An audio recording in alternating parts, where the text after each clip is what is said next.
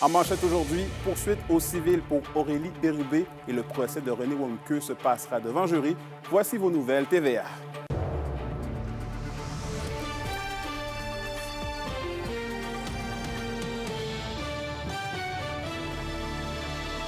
Bonjour tout le monde, ici Anthony Dallaire et bienvenue au TVA Nouvelles. On commence ce bulletin dans le monde judiciaire. On revient sur le dossier d'Aurélie Bérubé, cette ex-gardienne qui avait secoué un bébé à Amos.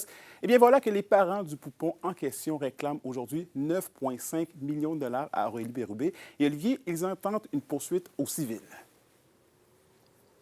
Oui, Anthony, selon une copie du document judiciaire dont Radio-Canada a obtenu une copie, nous apprenons là, que les parents veulent obtenir 9 millions pour leur enfant ainsi que 145 000 $ chacun, puisque l'enfant vit actuellement avec des graves séquelles de ce qui est arrivé.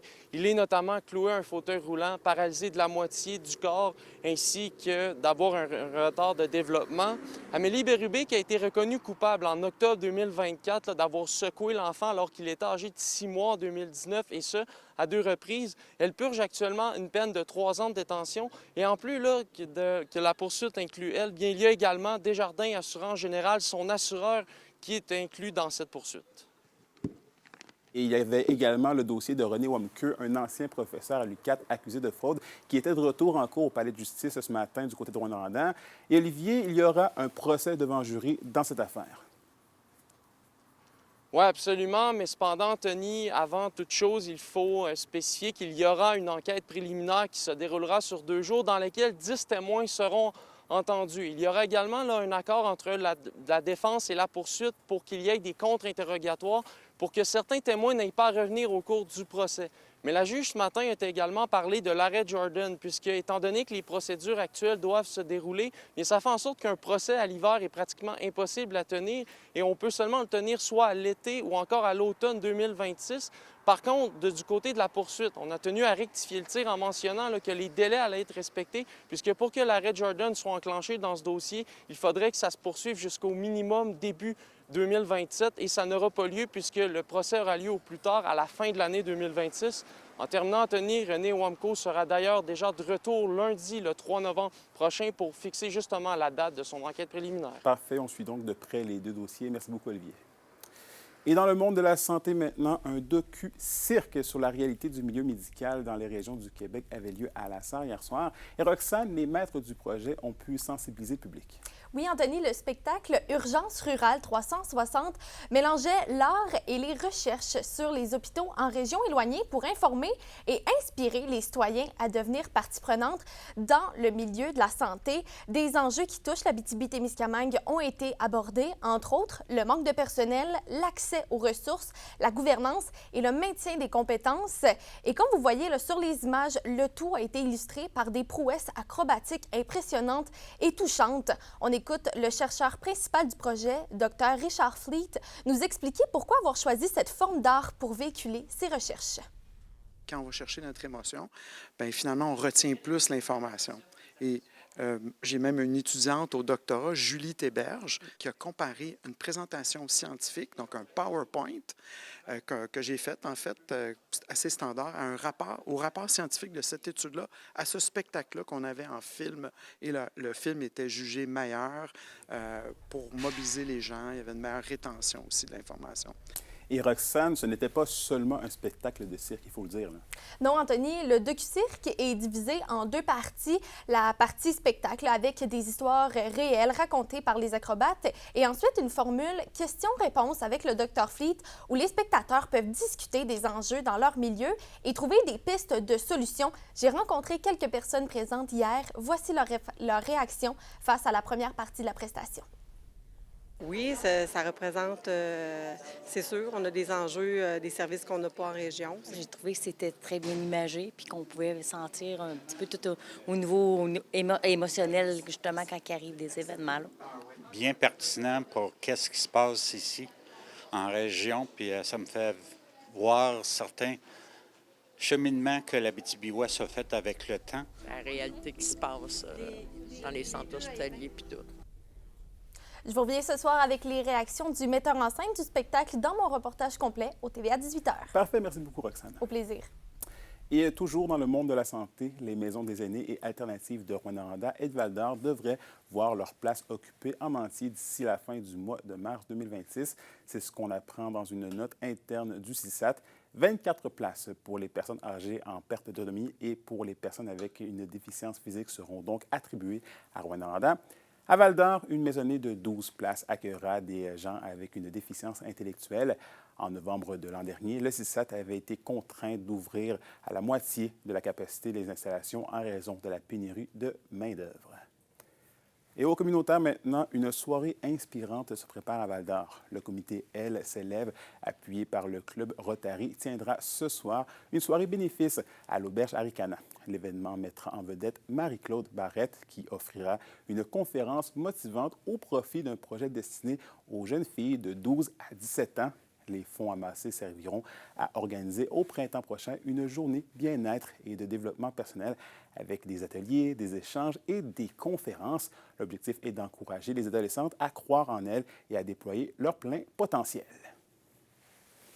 La question du jour TVA, une présentation de Mobilier Bélan qui vous offre depuis plus de 50 ans un service de qualité et un grand choix de matelas, mobilier, électro au prix compétitif que vous recherchez. Et justement, à la question du jour, on vous demande, y a-t-il assez d'initiatives qui sont mises sur pied pour favoriser l'inclusion et l'épanouissement des jeunes femmes dans la région? Pour voter et commenter, rendez-vous au tvabitibi.ca. Et on vous en parlait hier, le Conseil de la Nation Anishinaabe de Lac-Simon rejette le projet de loi constitutionnelle de la CAQ. Le chef, Lucien Wabononic, dénonce l'absence totale de consultation avec les Premières Nations et Élise Tessier l'a rencontré. Je pense que beaucoup de gens doivent s'informer, mais pour nous, on est préoccupés par rapport à le manque de contenu par rapport à nos Premières Nations. Mais on n'a pas été consulté non plus, encore une fois. Je vous rappelle le PL 87. Ça semble être le même processus. Ce gouvernement ne semble pas retenir des leçons du passé. Et pour nous, c'est inquiétant, ça. C'est vraiment la question territoriale de nos nations. Comme je l'ai déjà dit, elle n'a jamais été cédée. Donc, nos nations qui n'ont pas signé de traité avec un des gouvernements actuels ou passés, nos territoires sont encore effectivement appartiennent à nos nations. Donc, la souveraineté territoriale appartient à nos nations. Ça, c'est une grosse discussion à faire avec le Québec et les gouvernements actuels. Là. Une chose est claire, on est tous là pour rester. Donc, il faut vraiment harmoniser les législations, améliorer les relations de voisinage, parce qu'on est voisins, veut pas. Il n'y a personne qui va quitter le Québec. Là. Ça n'a jamais été l'intention d'expulser personne au niveau des Premières Nations. Ça n'a jamais été le cas, ça n'a jamais été le discours. Donc, je pense que c'est une question de bien se comprendre et beaucoup apprendre à l'un et l'autre. C'est ce que moi, je souhaite. Mais vous savez... nous, on le dit, au niveau des Premières Nations, on a toujours tendu la main, la perche, on va le dire, mais ça a toujours été mal perçu ou mal compris par les partis gouvernantes. Là. Actuellement, c'est la CAQ. Là. Une vraie bonne discussion dans le blanc des yeux, comme on dit, là, puis je pense que c'est nécessaire. Pour tous les partis, en fait, pas juste la CAQ. Là. La CAQ, je pense qu'il fait beaucoup de faux pas au cours des derniers mois, des dernières années. Je crois que c'est un manque... peut-être de l'ignorance, je dirais, mais ou c'est complètement de la négation. C'est l'un ou l'autre, mais il va falloir vraiment mettre les pendules à l'heure avec tous les partis. Il est nécessaire de mieux se connaître, d'apprendre l'un et l'autre. Et justement, mieux se respecter, mieux se comprendre, puis justement avoir l'harmonie dans nos sociétés respectives. Voilà. Les Huskies de Rouyn-Noranda et les Foreurs de Val-d'Or sont de retour à la maison pour une série de 2 matchs ce week-end. On vous donne tous les détails et plus encore au retour.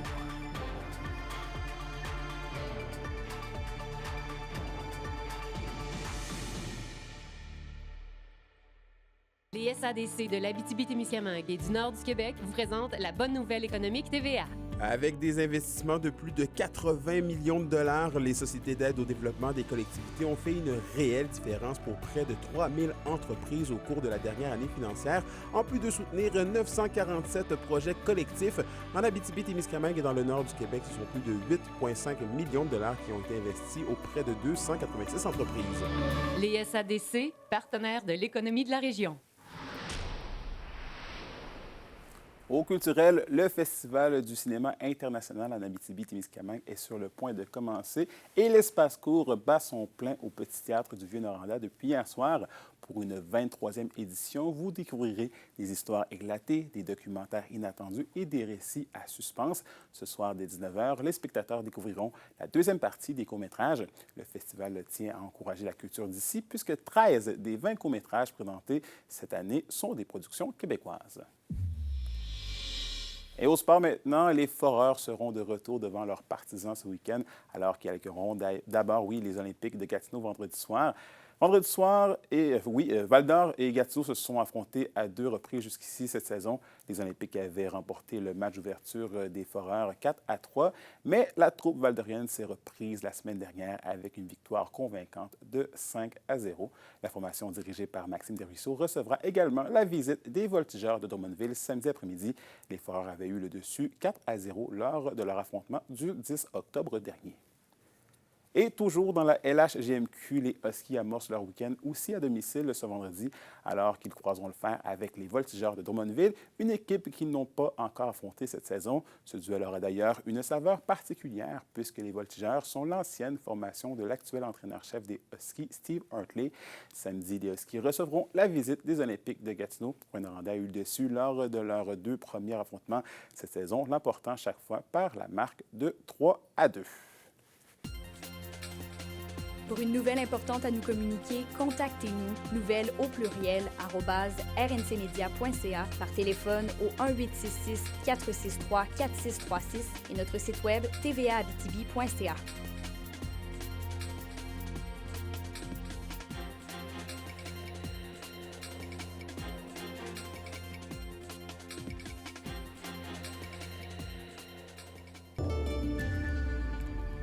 Et à la météo de l'Abitibi-Témiscamingue pour aujourd'hui, c'est des nuages avec de la pluie pour tous les secteurs.